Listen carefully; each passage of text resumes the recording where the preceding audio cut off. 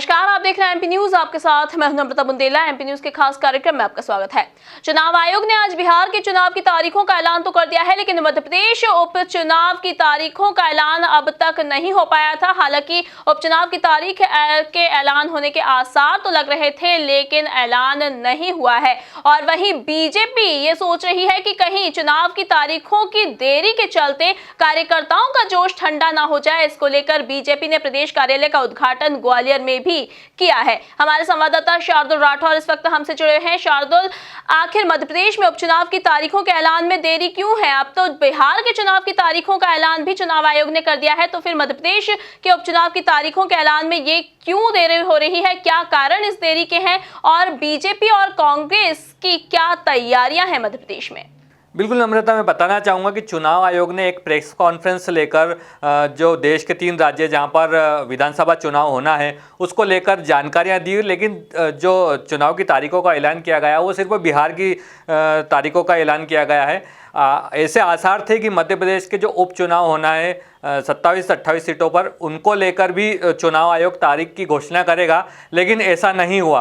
अब बताया जा रहा है कि जो आने वाली 30 तारीख यानी 30 सितंबर को चुनाव आयोग एक बार फिर से प्रेस कॉन्फ्रेंस लेने जा रहा है और उसमें मध्य प्रदेश की जो विधानसभा चुनाव होना है, उपचुनाव होना है, उनको लेकर कहीं ना कहीं तारीखों का ऐलान कर दिया जाएगा। तो इस मान से अगर देखा जाए तो अगर 30 तारीख को भी चुनाव की तारीखों की घोषणा की जाती है तो ये चुनाव जो है लगभग नवंबर में 10 तारीख के बाद ही संभव हो पाएंगे। यानी जो एक प्रोटोकॉल रहता है, एक नियम रहता है कि 45 दिनों बाद 45 दिनों की आचार संहिता लगती है और 45 दिनों बाद चुनाव आयोजित होते हैं। तो उस मान से अगर देखा जाए तो ये अंदाज़ा लगाया जा सकता है अभी फ़िलहाल कि 10 नवंबर के बाद ही मध्य प्रदेश में चुनाव की जो तारीखें हैं वो सामने आ सकती है।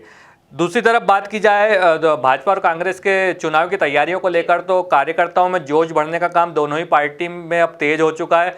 जो चुनाव का प्रचार किया जाता है वो प्रचार बड़ी तेज़ी से चल रहा है और माहौल अब ऐसा लगने लगा है कि प्रदेश में उपचुनाव की तैयारियां शुरू हो गई है। इसी कार्यक्रम में भाजपा ने अपने पहले चुनावी कार्यालय का उद्घाटन ग्वालियर में किया है और उस आयोजन के दौरान उन्होंने कार्यकर्ताओं में जोश भरने की कोशिश की है। हालांकि जो कार्यकर्ताओं में जोश भरा जा रहा है वो ग्वालियर चंबल सीटों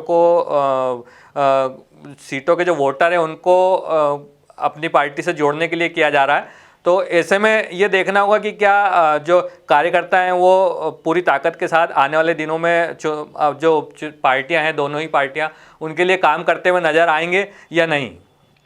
जी बिल्कुल, तो मध्य प्रदेश में जो चुनाव प्रचार है वो जोरों पर है। जुबानी जंग भी नेताओं के बीच तेज हो गई है। यानी कि उपचुनाव के पहले का या फिर जो भी आम चुनाव होते हैं, विधानसभा चुनाव होते हैं, उसके पहले जो माहौल बनता है राज्य में, वो माहौल पूरी तरह से मध्य प्रदेश में बन चुका है। अब इंतजार है तो सिर्फ और सिर्फ उपचुनाव की तारीखों के ऐलान होने का, क्योंकि वार पलटवार का दौर जारी है। चुनाव प्रचार भी पूरी चरम पर है और नेताओं के बयानों की बौछार भी लगातार जारी है। और अब सिर्फ इंतजार है उस घड़ी का जब उपचुनाव की तारीखों का ऐलान होगा। ताजा तरीन खबरों के लिए आप बने रहिए हमारे साथ, देखते रहिए एमपी न्यूज। नमस्कार। एमपी की नब्ज, एमपी का हाल, मध्य प्रदेश की हर खबर एमपी न्यूज टीवी के साथ। लगातार खबरों के लिए सब्सक्राइब करें हमारा YouTube channel MP news TV. Latest updates के लिए बेल आइकन दबाना जरा भी न भूलें।